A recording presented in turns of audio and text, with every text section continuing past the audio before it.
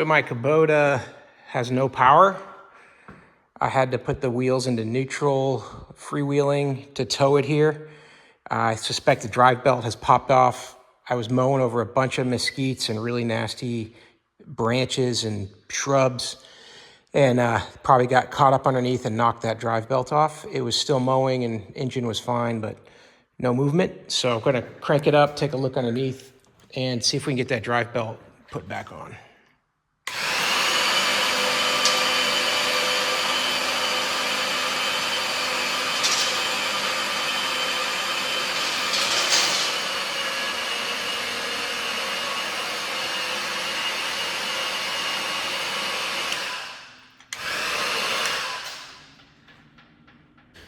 First problem is, this is a mesquite jammed in there. Pretty good.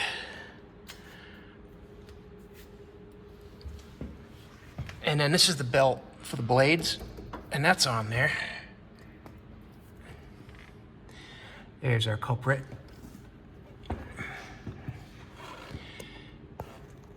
That pulley right there in front is the tensioner,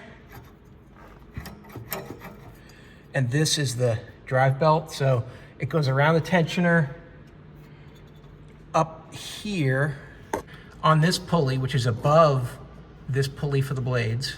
Usually the blades is what pops off.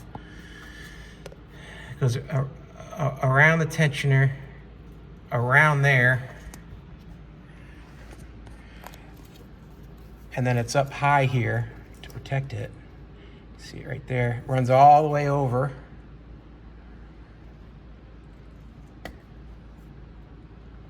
Drives this transmission on this side, straight across, drives this transmission on the other side. So when you're mowing and you got sticks, you don't want them popping up through and breaking those fins on that pulley that cool down the transmission. I've done that before. Don't want to do that, it's a problem too. And then it runs down this side and back to here. So we just got to get this popped onto here. So I'm going to get a crowbar, some kind of thing to move this. It's got a spring here, which keeps it tension on that belt. All right, so since there's no tension on the belt at all, you can move the tensioner in and release the spring. And then pull the tensioner all the way back and get the belt on it. And I already put that back to position. Whoop, lost the light there.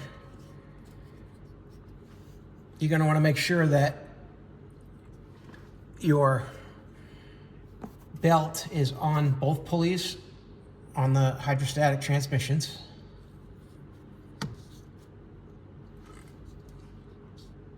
And threaded, around where they need to go, because they can drop off. And then coming around the back of the engine, and mine has come off, so I'm gonna need to move this. So now I'm putting it over the engine pulley. Everything's lined up, and now just push a little bit of tension there, and now everything is where it needs to be. But I gotta get that spring around this. Looks like a brass, almost, it's brass colored hook here, hold that on.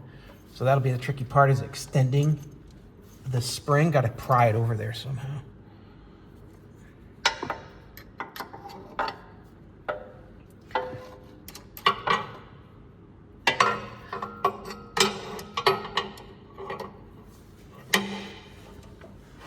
Got the set of channel lock pry bars. This is the middle sized one. I think it's gonna work pretty good. Come up on this side here. I got some leverage so I can pull it out.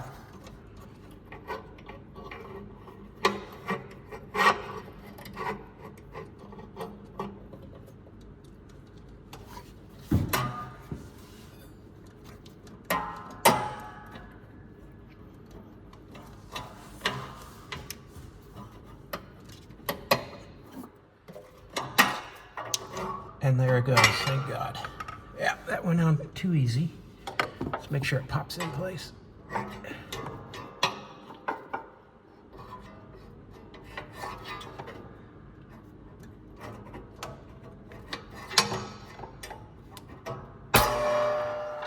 Perfect. So now we got belt going around the tensioner. We got tension on it. All our other belts feel okay. We should be good to go. Here's a quick look at the tools I used. This is the medium. There's 3 in this channel lock set, and this is the medium one. It's 17 inches long. That's the right size I needed to get that leverage on it. And then this flashlight, this thing's been great. It's all aluminum cast. It's got all kinds of different modes and colors that you can use. Got a bright white, a yellow light. It's got a light on the top up there. All kinds of cool stuff on this light. I really like it. And it's magnetic too, so you just go and stick it anywhere you need it to be. So I'm gonna finish cleaning up these blades, get these blades sharpened up, and we'll be ready to work. Hope that helps. Have a great day.